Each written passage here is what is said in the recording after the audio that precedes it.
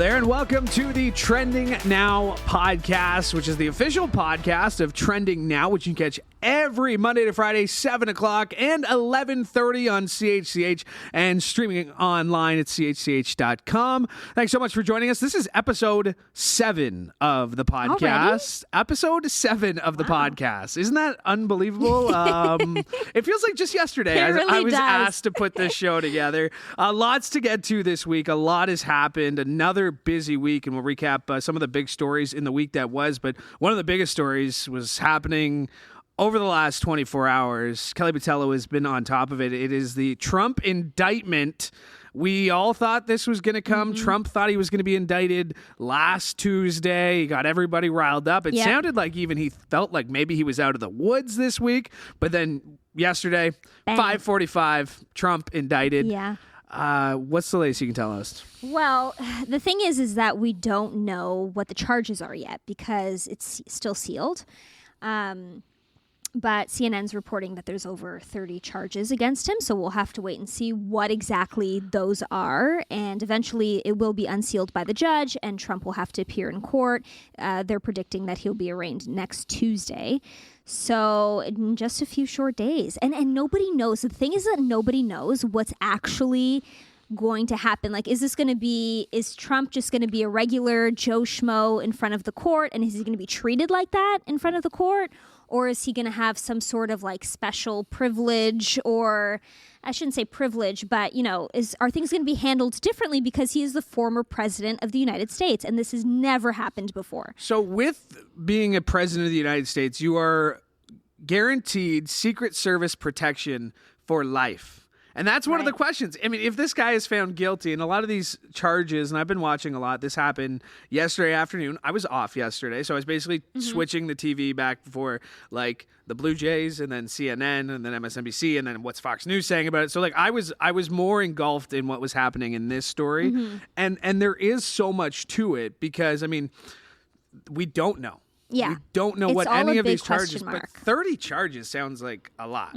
Like it sounds like something that there's a long list of things that he's about to be charged with. It was a pretty lengthy investigation, and we're thinking that he'll probably have to, do his fingerprints and get a mugshot and the whole, ordeal. But we'll have to wait until Tuesday to actually see how this is going to pan out. And of course, Trump says he's innocent and maintains his innocence. Are you surprised by the amount of Republicans who are coming out saying this is unfair, this is unjust? Because it seems like they've had an opportunity to walk away from Trump after January 6th. Right. They had a chance to walk away even before that. After he lost, they could have said, okay, we're done. And there's a Lindsey Graham clip that's circulating where, on January 6th is like, count me out. I'm done. Like, I'm done. And then last night he was on with Sean Hannity being like, you got to donate to DonaldTrump.com and pay his legal bills. $2 million is made his raise.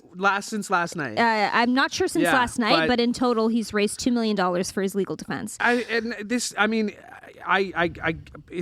hard to watch. At 2:46 a.m., Trump was on Truth Social saying, "Where's Hunter?" referring to Hunter Biden. I mean, like it's really interesting. But these Republicans who are sticking with him. Yeah.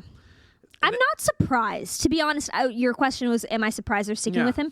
No, I'm not surprised. And, I included that in my report today. Some big Trump supporters who were out there with waving their MAGA flags. And one man said, what's the big deal? Like he paid allegedly paid a porn star. And he said, what's the big deal? It happens all the time.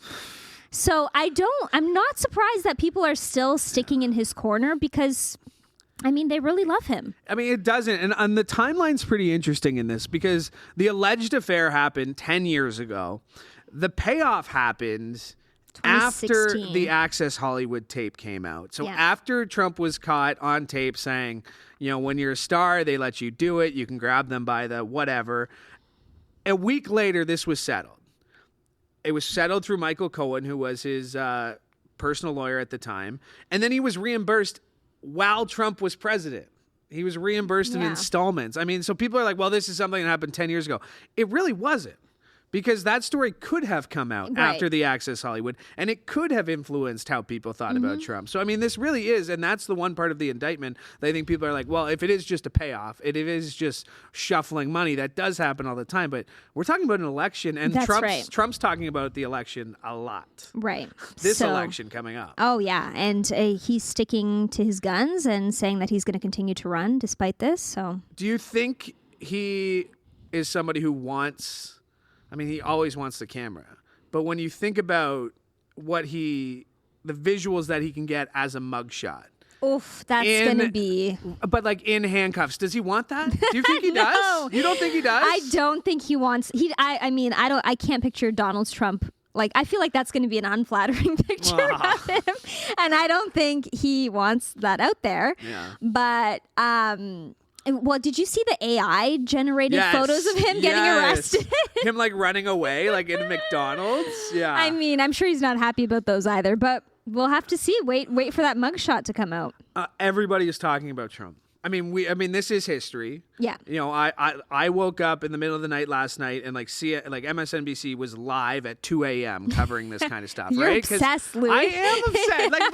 My obsession is that like I don't understand how people are still defending this guy, and maybe somebody can explain it to me. Innocent until proven guilty, Louie. But this is the first indictment. There's also investigations elsewhere. There are. In Georgia, there's an investigation going on in Florida with the documents. We are giving Trump exactly what he wants. Like I said, this is the opening of this show, and we're talking about him. He loves when people chat about him. So, well, thank you for doing this. Thank you for helping me talk about Trump. He's not going anywhere. What, big plans for the weekend?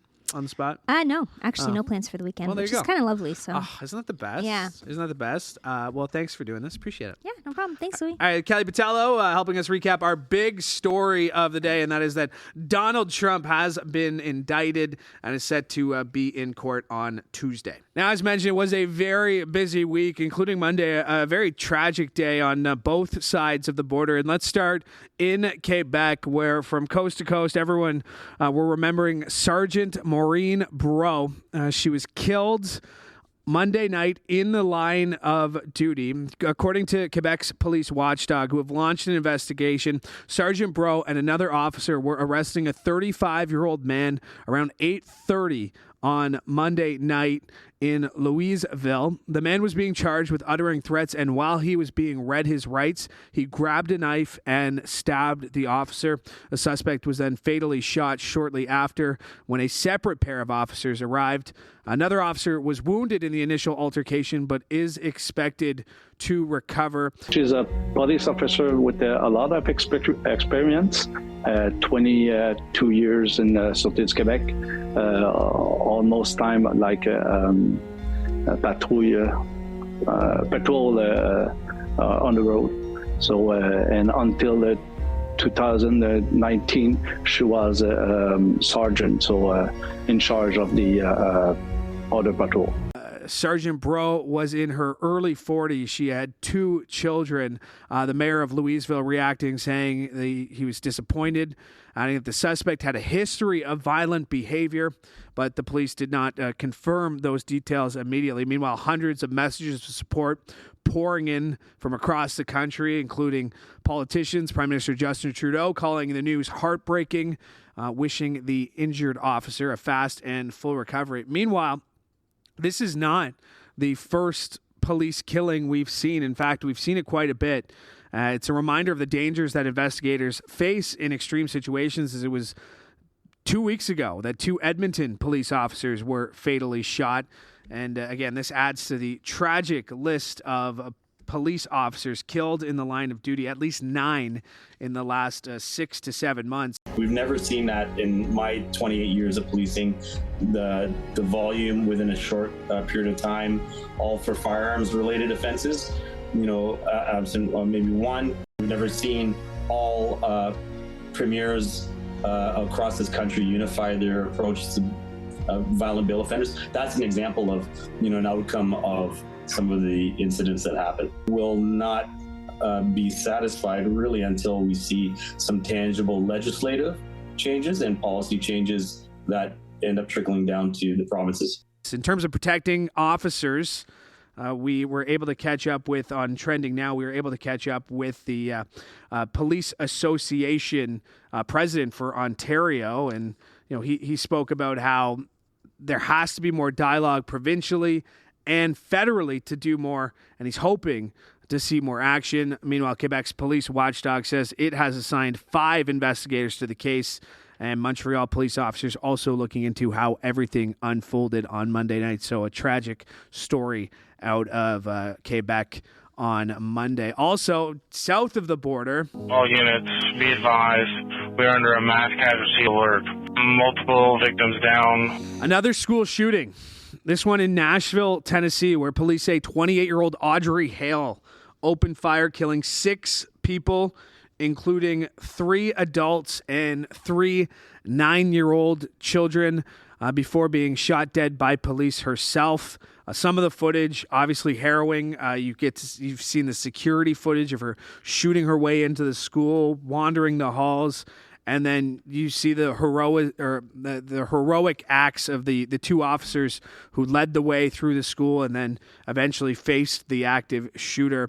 Now, police throughout the week have been sharing more details about the shooter, saying that they left a manifesto. Their parents have been speaking to investigators. So I talked to them earlier, and they're trying to decompress, trying to make sense of all of this. I talked to President Biden. He's going to reach out and talk to them as well. What was in the manifesto? So in the manifesto, there's several different writings about other locations. There were locations, there was talks about the school. There was a map of the school, a drawing of how potentially she would enter and the assaults that would take place. She was under care, doctor's care, for an emotional disorder. Law enforcement knew nothing about the treatment she was receiving, but her parents felt that she should not own weapons. They were under the impression that when she sold the one weapon that she did not own anymore. She had 7 firearms in total, and they were all purchased legally, despite the fact that she was diagnosed with an emotional disorder. And as the community grieves the loss of 6 innocent people, politicians calling for action, at least Democratic politicians have been calling for action. Americans are sickened. They are fed up with inaction on assault weapons, and the anger they feel will be reflected ultimately in what Congress does. The majority of the American people think having assault weapons is bizarre. This is uniquely American, and the people of this country have to ask themselves a basic question. Had enough? Had enough of sending your children and grandchildren to school and wondering if they're going to be victims of assault rifles? I mean, this is madness. To think that some people rationalize this as part of the Second Amendment is beyond me. The amount of Republicans in the last little bit who have been saying, well, there's not much more we can do, has been somewhat depressing, because this was the 90th school shooting in the U.S. this year. And there was one statistic this week that really hit home at just what an issue this is. More youth, more adolescents from age 1 to 19 are dying because of gun violence than of any other cause of death in the United States. 1 to 19. If you pass away in that age, the odds are it is due to gun violence. That country has a lot of guns and does not have a lot of solutions on how to fix it. What else happened this week? Well, the Vatican has rejected the doctrine of discovery. A year after Pope Francis met with Indigenous groups from Canada and delivered his first apology for the Catholic Church's role in residential schools, the Vatican released a statement, says the papal bulls, or decrees did not adequately reflect the equal dignity and rights of Indigenous peoples and have never been considered expressions of the Catholic faith. Continuing, it is only just to recognize these errors, acknowledge the terrible effects of the assimilation policies and the pain experienced by Indigenous peoples, and ask for pardon. The statement reads, the 15th century doctrine was connected to the idea that lands being colonized were empty, when in fact, indigenous people had long called them home. Indigenous groups have been demanding a statement from the Vatican for decades. It was a year ago that First Nation, Métis, and Inuit groups went to Rome to meet with Pope Francis. He then traveled to Canada in July for a 6-day tour, during which he apologized repeatedly, but was criticized for not addressing those papal bulls. Now, Cowan says the rejection of this doctrine this week is important, and that was Professor Mary Cowan from the University of Toronto, who we spoke with on Trending Now. And actually, Kelly was also joined by Don Martin-Hill, who is a professor of Indigenous Studies and Anthropology at McMaster University. And Kelly asked Professor Martin-Hill whether she was surprised by the move from the Vatican this week. No, I think it's something that a lot of Indigenous leaders have been asking for some time of the Vatican to rescind the doctrine of discovery, which is terra nullius, the land is empty, unless you're Christian. So it gave way for the invasion, if you will, of not just Canada or the US, but essentially many parts of the world. How did this doctrine impact Indigenous people in Canada, and are those impacts still being felt today? Yes, horrifically. In Spain in 1550, there was a debate between Las Casas and Spivalda regarding whether Indigenous people were human or not, because if you were not Christian, you were considered non-human. So the doctrine essentially led way for not only Indigenous genocide, because they could kill as if they were killing animals, which happened in the millions. And the debate, or Las Casas is known as being the father of human rights, argued that we were in fact human. That discourse, that dialogue was studied by many scholars, and we're still stuck in that dialogue today regarding the value of an Indigenous person's life. You know, we could talk about missing and murdered Indigenous women, residential schools. The idea that we were less than or inferior was entrenched in law. It was law. It's not just a doctrine or a belief. It became law in Canada and the US, upheld by numerous decisions in both countries in the Supreme Court dating back to 1835, and recently in the United States between the Oneida and the federal government, in which it was upheld by the courts. So it's still affecting us. It's still impactful in every way. It allowed for not only Indigenous people to be wantonly murdered because they were considered non-human. Of course, the debate was won by Las Casas, and they said, well, we are human, but only human if we're Christian. So it was a doctrine that you really are beginning to see when you look at the United States and what's happening there with the evangelical group of people who are now in power. They're still using this doctrine to basically enhance white supremacy based on Christianity. So it's the two things people don't want to talk about, politics and religion, but it affects Indigenous people on a daily basis. And that was Don Martin-Hill, professor of Indigenous Studies and Anthropology at McMaster University.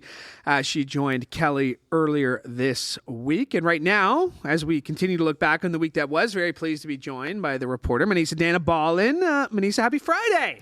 Happy Friday, Louie. Do you have any plans for the weekend? I'll be here. That is great. Here. Yeah, okay. I'm the weekend sports anchor, yes. So I'm required to be here on weekends, believe it or not. Yeah. What do you got planned for the weekend?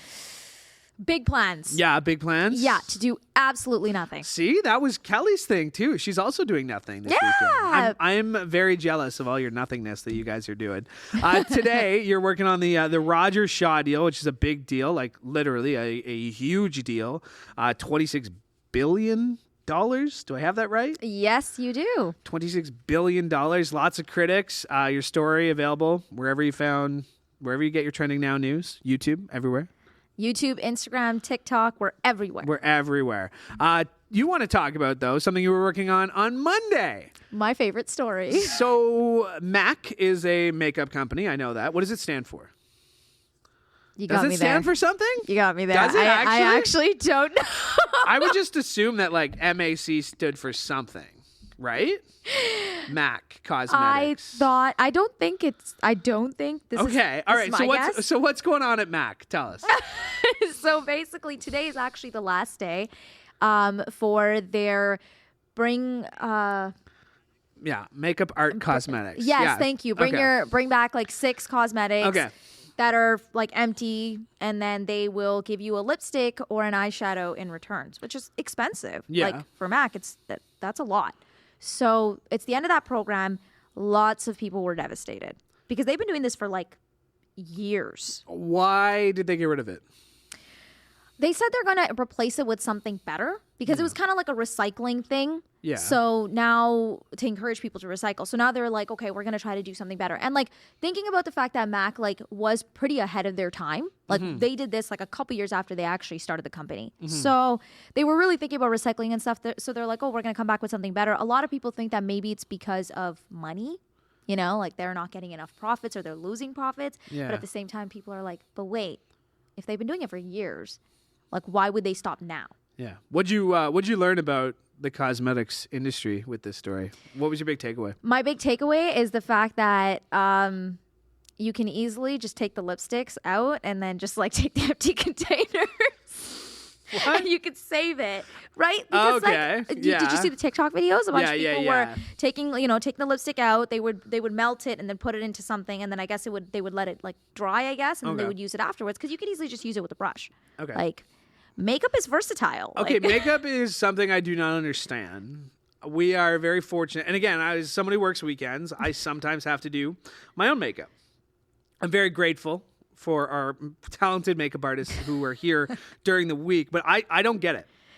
What's like, do you do your makeup the same way at home than you do at work? No, because I started adding some like matte powder on my skin because you know that like shininess is what we had to take away. Yes, when we're here, yeah. Before that, like when I'm at home and stuff, I just literally do eyeliner and lipstick, like that's it, right? But then I had to add. We have those little sponges, I think. Yeah. And so I just put enough on so that my forehead isn't shiny. But my first time ever buying makeup, because actually it's not the first time, it's probably the second time, because in college, like they spent a class telling us how to do it. They brought somebody in. So like the first time I had to go into like Shoppers, and luckily I knew the person. I'd gone to high school with them, and it was fine. I was like, oh yeah, I'm in broadcasting. Like you have to buy makeup. But my first time buying makeup for this job, it was like my first week, like the day before, I was like, I got a little haircut, got a new suit. Oh, so I'm like walking okay. around looking all fresh. And then I was like, well, I don't know the makeup situation. So I went into the MAC store and like by myself. You actually? Yeah. You went to MAC? Because I didn't know. I didn't know what to do. Because I was like, well, what color do I get? What color? So I went at the Penn Center. There's a MAC store. And I went in and I'm like, hi. I need makeup. Like, and I didn't want to be like, oh, I'm on TV. I need makeup. Because like I didn't know what to say. But I'm like, I need makeup. And then this woman's like, well, why don't we just do like what color do you need? Like, what do you need? I'm like, I don't know. Like, can you help me? And so she's like, well, why don't we just do like a little part? I'm like, yeah, please. Like, don't do my full face. But either way, I bought it and I'm walking out of the bag and there is nothing. And I'm pretty confident in my masculinity.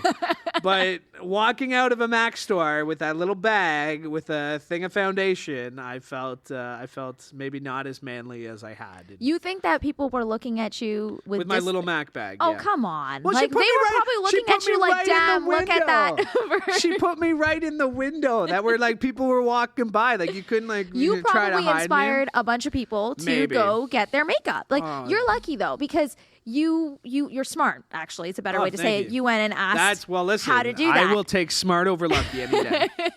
When I had to teach myself how to do makeup, that was back in like high school or middle school. Yeah. And I had to do it myself. So it's a lot of trial and error. We have got to see some of these errors. You do not want to yes, see them. we definitely have I to used see. to do my eyeliner so extremely thick that you couldn't even see my eyelids. Oh my gosh. Okay, we have to find these pictures.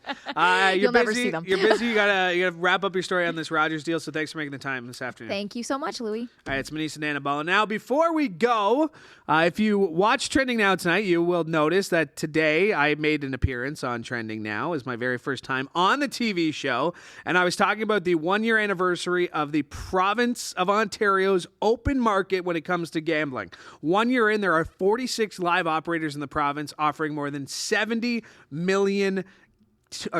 total gambling websites. Lots of millions of dollars to be made when it comes to gambling, especially for the government of Ontario, as the industry has surpassed $21.6 billion. This is just in Ontario, $21.6 billion in total wagers through its first 9 months.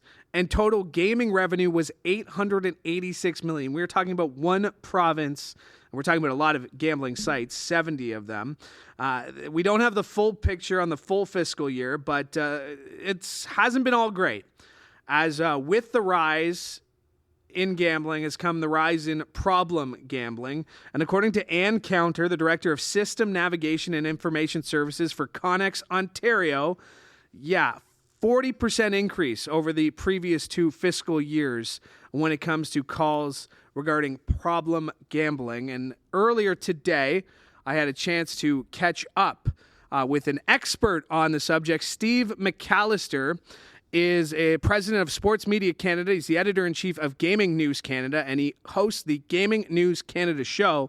And I asked him, a year in, his thoughts on where we're at in legal gambling in Ontario. Well, in Ontario, Louie, it's been quite a story. You have about 45 operators now, including the Ontario Lottery and Gaming Corporation, who offer either legal sports betting and iGaming, online casino, poker, blackjack. Some of these operators offer only sports betting, others only offer iGaming, some offer a combination of both. So really the most competitive open market in North America. And as we've all seen, obviously all these operators, we see lots of advertising on television. We've seen lots of partnership deals. But it's an industry that's generated an awful lot of tax revenue for the province of Ontario. What have we learned in this year? There was obviously some hesitation in bringing in an industry like this. It's taken a lot of work, but what have we learned in the last 12 months that maybe there were some questions going into this process that maybe they've been answered and where we still have to go? Yeah, I think something, Louie, that people might not be aware of is that there was a very competitive, what they call gray market in the gambling industry in Ontario for the better part of 25 years. So you've had operators like a Bet365 that have been in the market for a long, long time. What this regulated Ontario market has done, and this was really created when the federal government allowed changed the Criminal Code of Canada back in 2021 to allow for single event sports betting and then subsequently legal online casino, where you do have a regulated market now. Operators have to go through an application process. They have to pay a licensing fee to operate legally in Ontario. And what it's meant is there are checks and balances for customers. A lot of these gray market operators operate on small islands in other parts of the world. They are now illegal operators. And the regulated marketplace, that allows the government to take tax revenue. So there's a 20% tax rate on essentially every bet placed with a regulated operator. So this industry in the first year has brought in millions and millions of dollars into the Ontario's coffers. What can other markets, this is obviously a big conversation in the States. We see legislation written, we see it debated. What do you think other markets can learn from what has gone right in Ontario? What maybe has, like I said, needs a little bit of work? What can other people take away from what's been done here in Ontario? I think in terms of having a competitive market, I think what it does, it gives more options for customers, Louie. So, operators have to compete to provide the best odds possible for customers. So if you're someone who likes to bet on sports, that's a good thing. Obviously, we have about 33 states now with legal sports betting in the U.S., including Kentucky, which just passed legal sports betting on Thursday this week. There's more checks and balances. I think there's a greater greater access to responsible gambling programs, and we do see right now there are a lot of issues, not only in North America but around the world with problem gambling, and we're seeing places like the United Kingdom and Spain and Portugal, Australia, where drastic measures are being taken. For example, this week the Premier League, they voted that they're banning betting sponsorships from the front of team jerseys in the Premier League. Australia, they're taking a strong stand against clubs, sports teams having sports betting advertising on their uniforms. Ontario and the rest of Canada has actually been in a pretty good place where they've had strong responsible gambling programs in place since the 1990s. The Ontario Lottery and Gaming Corporation, their PlaySmart program has been recognized internationally. And the British Columbia Lottery Corporation has a responsible gambling program called GameSense. And they just announced a 5-year extension of their partnership with BetMGM and MGM Resorts earlier this month, early March, where GameSense is the official responsible gambling program for BetMGM, which is, is one of the big players in this space. Mm-hmm. When we look at when we watch a sporting event, it seems like we are bombarded by these advertisements, and you would think rightfully so.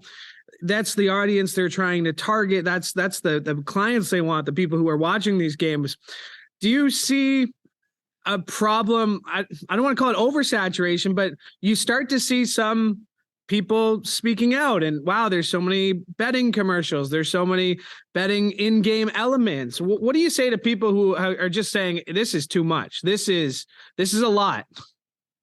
Yeah, I think it is probably one of the negative things that have come out of a wide open market, where suddenly you had, I think this market opened, Louie, with 20 operators a year ago, and of course, if you're trying to get customers, you're going to advertise, and it has been a balancing act for not just operators but media companies trying to figure out how do you bring sports fans into betting on sports. And I think I agree. I think there's been some failures, and there's been an oversaturation, and there has been pushback from the marketplace. And I think what you will see is that you will see a bit of easing off of advertising. Operators have already started to do a reset. For example, BetMGM, they're focusing a lot more of their advertising on responsible gambling. FanDuel, when they first opened in the Ontario market last year, their advertising was focused on responsible gambling. So I think there's going to be a bit of a shift. And as I said to someone in a conversation earlier today, is that we all have to remember that this is an industry that's still a baby. It's very, very, very young. Mistakes are going to be made. There are going to be tweaks. And I think the operators and the regulators both realize that they've got to strike a better balance when it comes to the amount of advertising and also the integration of sports and sports betting content.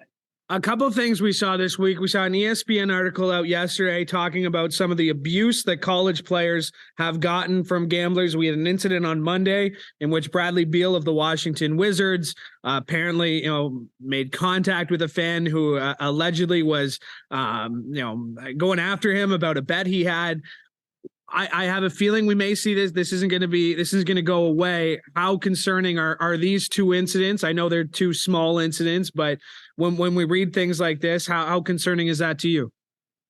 Yeah, I would say that the betting is just a piece of what bothers me these days. Social media has given people the opportunity to be anonymous and take pot shots at athletes. There seems to be an ever increasing culture that's very distasteful these days, where people think because they pay tickets to see a sporting event that gives you the right to yell and scream at athletes. And again, I don't think betting's the root cause of that. I think it's just part and parcel of that. The other piece of this, Louie, is that the American Gaming Association came out this week, and they've made major changes to their responsible gambling code, which no longer allows sportsbook operators to do partnership deals with U.S. colleges.